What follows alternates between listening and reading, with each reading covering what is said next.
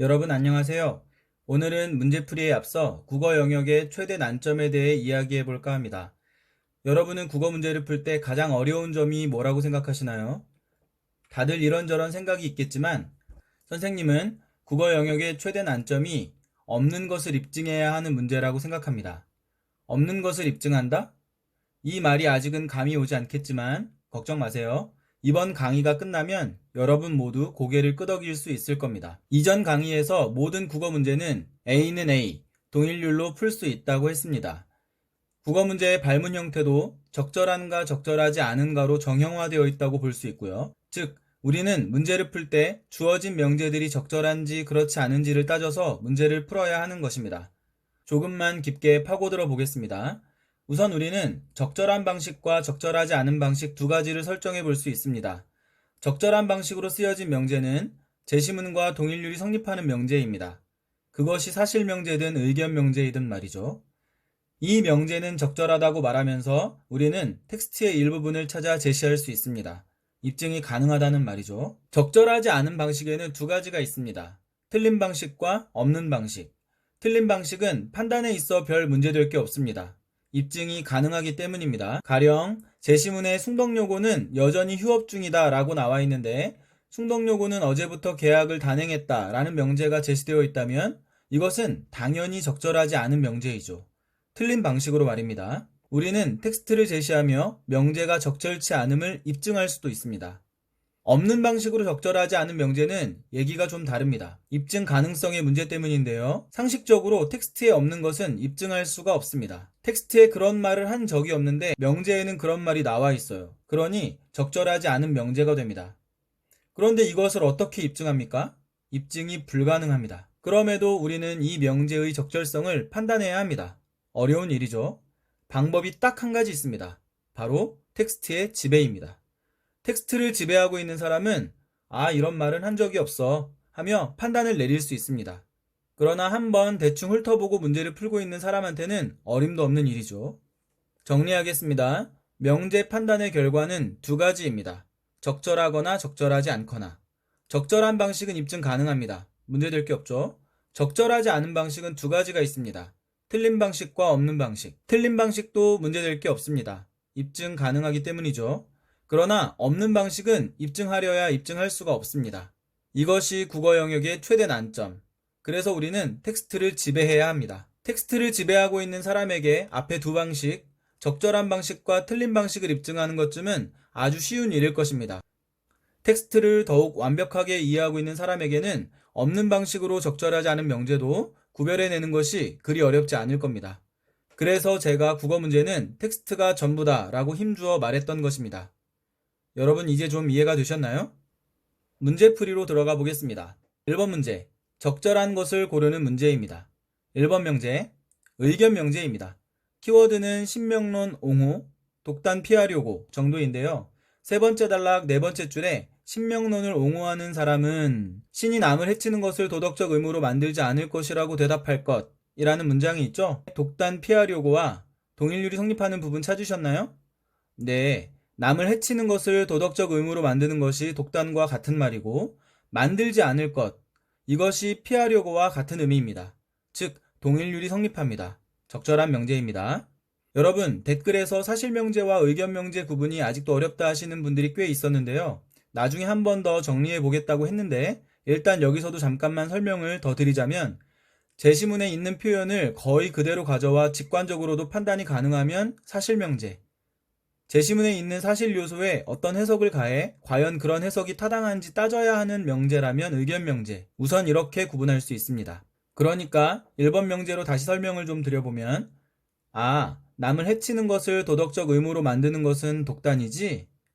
그런데 그렇게 만들지 않을 것이다 라는 것은 피하려고 하는 것과 같은 뜻이지? 그러면 1번 명제는 적절한 명제구나. 이렇게 말입니다. 설명이 되었나요?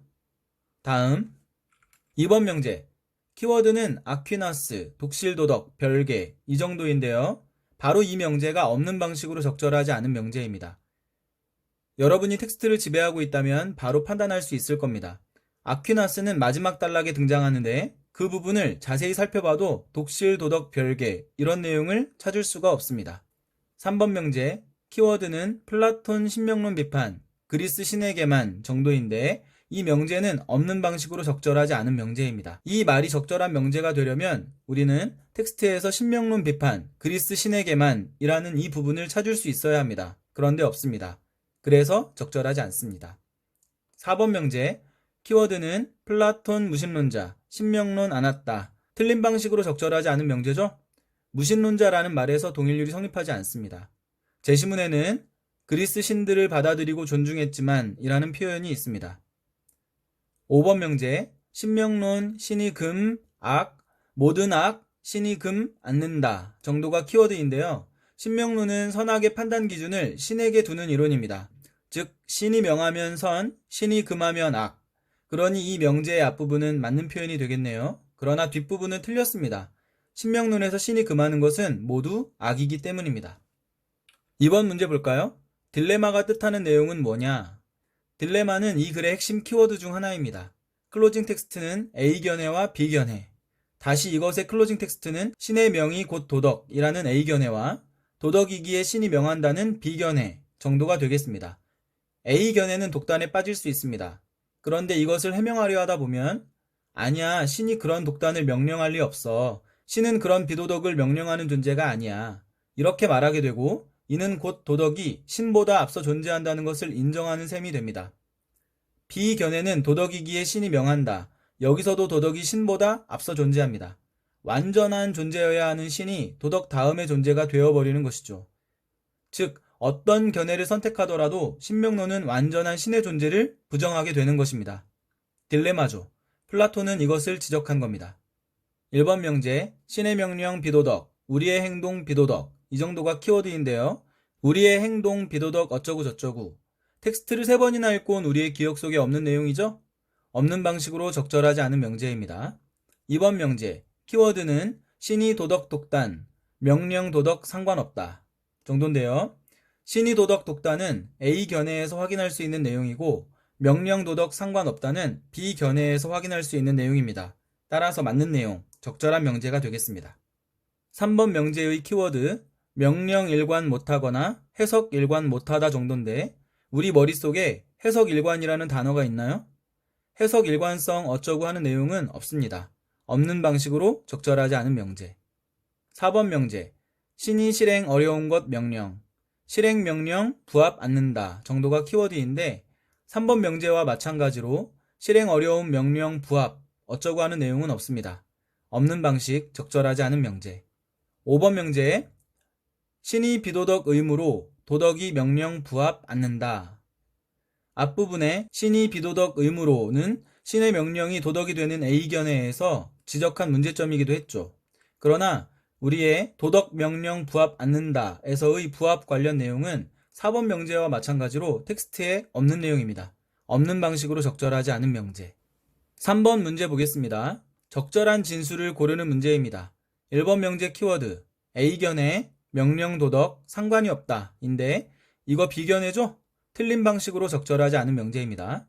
2번 명제, B견해, 도덕 바뀔 수 정도가 키워드인데 여기서 도덕 바뀔 수는 신의 명령이 곧 도덕이라는 A견해에서 확인할 수 있는 내용입니다. 틀린 방식으로 적절하지 않은 명제. 3번 명제의 키워드는 A견해 신 인정, B견해 신 부정인데 A견해는 신의 명령을 도덕으로 여기고 따르는 것이므로 신 인정 괜찮습니다. 그러나 B견해에서 신과 독립적으로 존재하는 도덕과 이 명제의 신 부정 사이에 동일률이 성립하지 않습니다.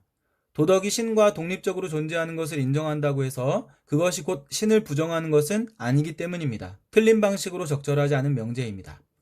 4번 명제는 A, B 모두 도덕 전제가 키워드인데 여기서 먼저 전제라는 말을 정의해 보겠습니다. 어떠한 사물이나 현상을 이루기 위하여 먼저 내세움 또는 결론의 기초나 근거가 되는 판단이라는 뜻입니다.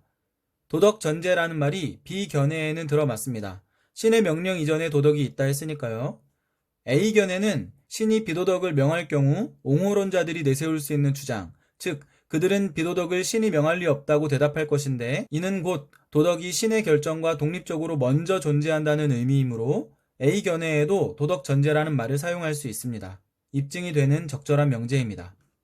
다만 정답 및 해설의 설명은 문제가 있어 보입니다. A견에는 신이 명령한 것이 곧 도덕이라고 보고 B견에는 신의 명령과 상관없이 도덕이 있다고 봄을 알 수 있다. 따라서 두 견해 모두 도덕의 존재를 전제하고 있음을 알 수 있다. 이렇게 나와 있는데요. B견해의 도덕 전제는 설명이 됩니다. 그러나 신이 명령한 것이 곧 도덕이라는 이 설명만으로는 도덕 전제가 설명이 되지 않습니다. 여러분은 이 해설에서 신의 명령과 도덕 중에 뭐가 더 앞에 있는 것으로 보이시나요? 이 설명에서는 도덕 앞에 신의 명령이 있습니다. 즉, 도덕 전제가 설명되지 않습니다. 문제의 소지가 있는 해설입니다. 앞서 제가 설명한 내용을 참고해 주시기 바랍니다. 5번 명제 A, B 모두 어떤 행동 도덕, 신이 명령 인정 이 정도가 키워드인데요. A견에는 신이 명령하기에 도덕이죠? 틀린 방식으로 적절하지 않은 명제가 되겠습니다. 4번 문제 신명론에 대한 비판적 의문, 적절하지 않은 것을 찾아라.